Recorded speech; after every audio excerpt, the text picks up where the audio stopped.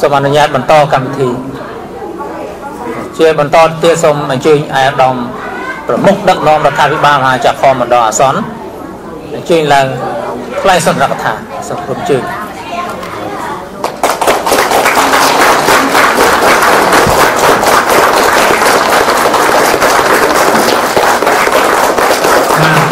អរគុណចា៎អរគុណ thank you very much. Please be seated.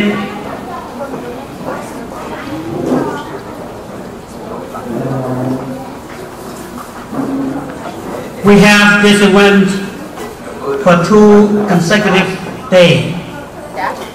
So today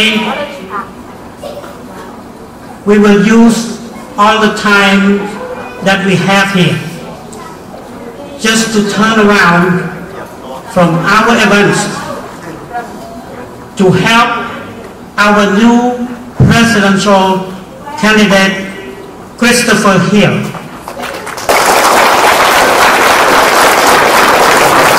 And we will help this candidacy to win this election, changing from the F-14 jet fighters to the Air Force One.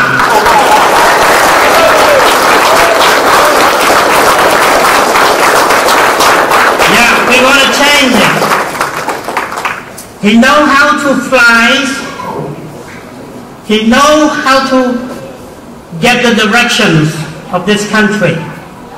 He knows how to go to the battlefield and come back safely. So we need leadership like that to lead us with the safe and high quality. Ladies and gentlemen, my honor, with my distinguished honors, to welcome Honorable Frank Emero, New Hampshire State Representative, come to the stage. Welcome.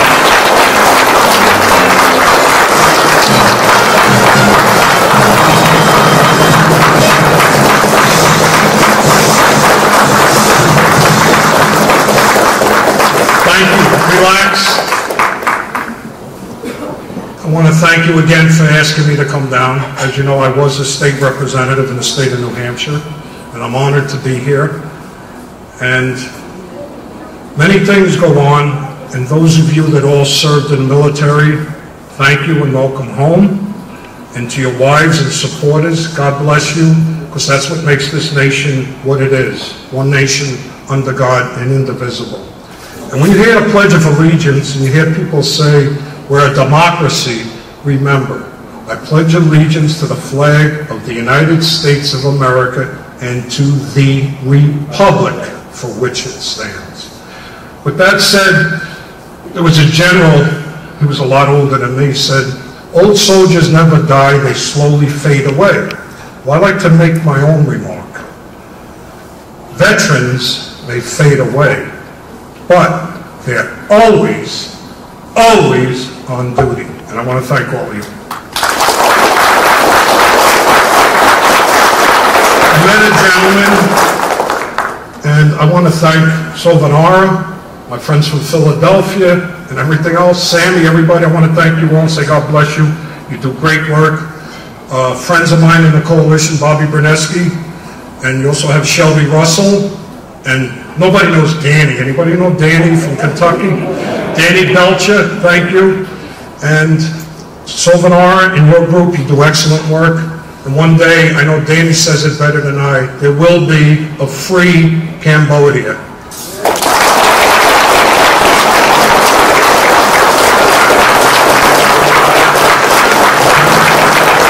And it's about teamwork. Isn't that right, Philadelphia? I'm honored to stand here in front of all you again today, but there's a gentleman I met, and I didn't know, but he was on TV, and I happened to catch him, and then I got involved because the former state rep now in New Hampshire had him on a program. And when you hear about President of these United States of America, most of the time it's about money and popularity, not about the best candidate to bring this country forward and stop it and turn it around from the nonsense that we've been having going on for the last couple of years. The gentleman's name, as Silvanara has said, is Christopher Hill, Major, United States Air Force, and he was a Phantom IV pilot, an F-15 pilot, and like many of you and those that support the full accounting of prisoner of war and missing in action, he understands what it is to lose one of his brothers in combat, because next to him, another plane was in flight over Iraq, and the pilot and the co-pilot, I guess it is, were shot and killed, and they hit the ground at 700 miles an hour. Is that not right? So you know the Air Force travels fast and expedient. Would you please welcome Christopher Hill, candidate for President of the United States.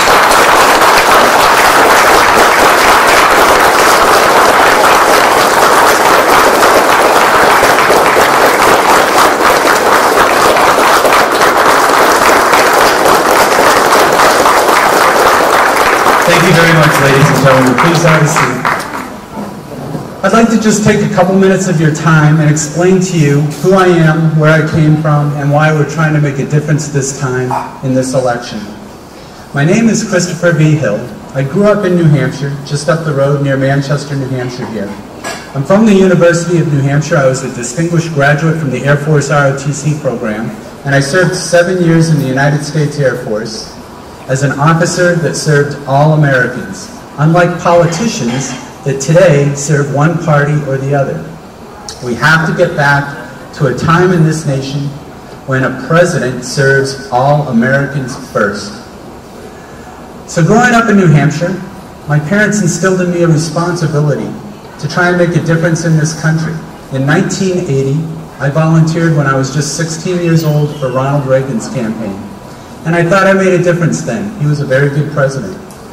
In 1993, I came home to New Hampshire after serving in the Air Force, and I volunteered in numerous other campaigns. And over again, we would see politicians come through our state of New Hampshire, and they say one thing, and then go back to Washington, D.C., and do something totally different. And we can't have that anymore in America. We have to mean what we say. So I tell people that I don't give political speeches. I brief a mission. I brief a mission just the same as I would brief a mission in the United States Air Force, or now as an airline captain. I would brief the co-pilot that I fly with about how we're going to take off, what course we're going to go, and what altitude we'll climb to. So here's the mission brief for America. We have done our part at home. We've raised our families, we've built our communities, we've built businesses and hospitals, and all we ask of professional politicians that go to Washington, D.C. is to do the right thing and make this a better and stronger nation. Ladies and gentlemen, the professional politicians in Washington, D.C. have failed the American people. And so last year, having had enough of the same political routine every election cycle, it formed a group called Pilots and Patriots Defending the Constitution.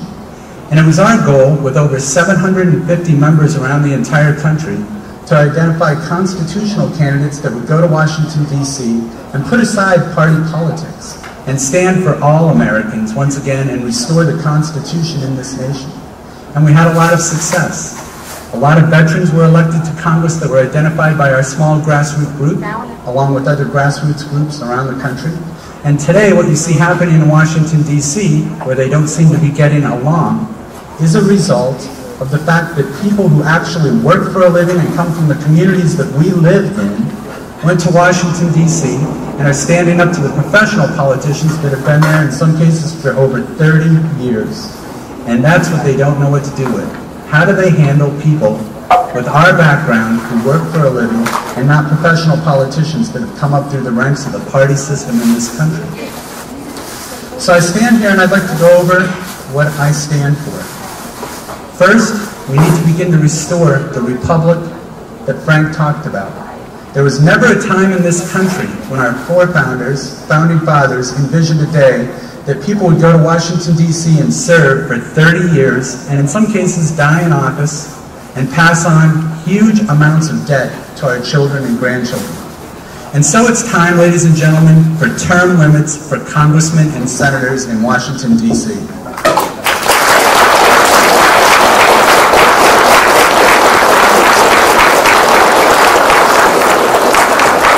Back when I worked for Ronald Reagan in 1980 and was a volunteer, he had the foresight to talk about a balanced budget amendment and why we need a balanced budget amendment for the United States Congress.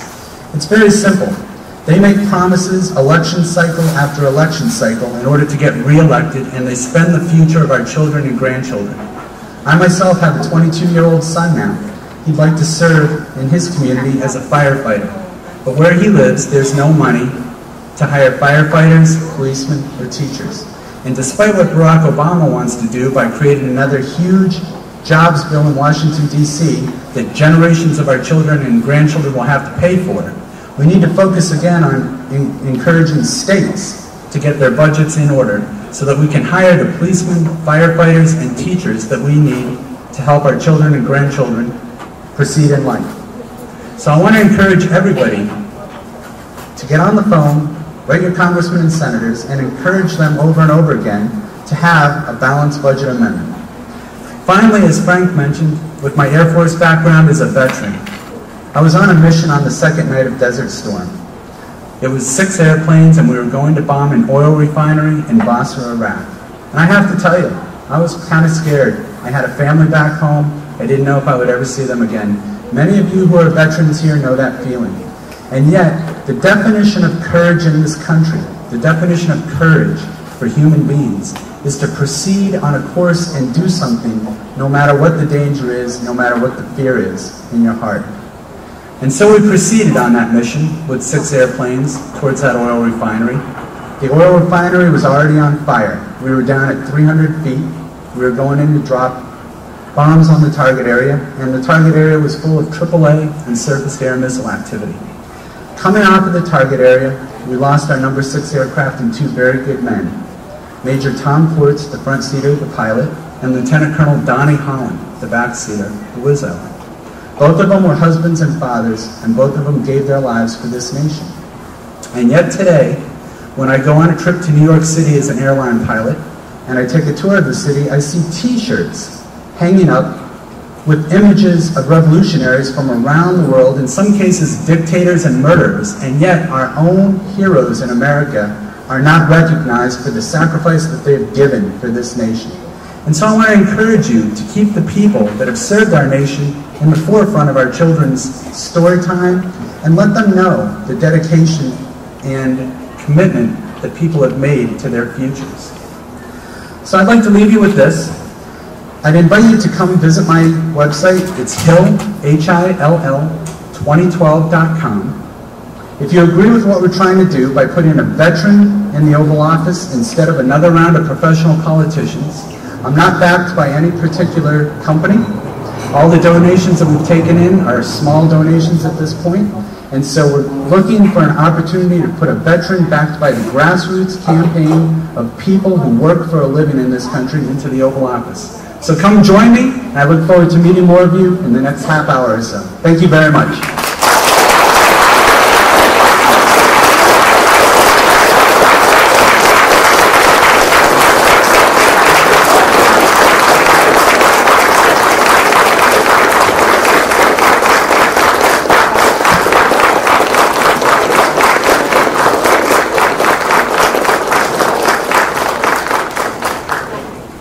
Thank you very much.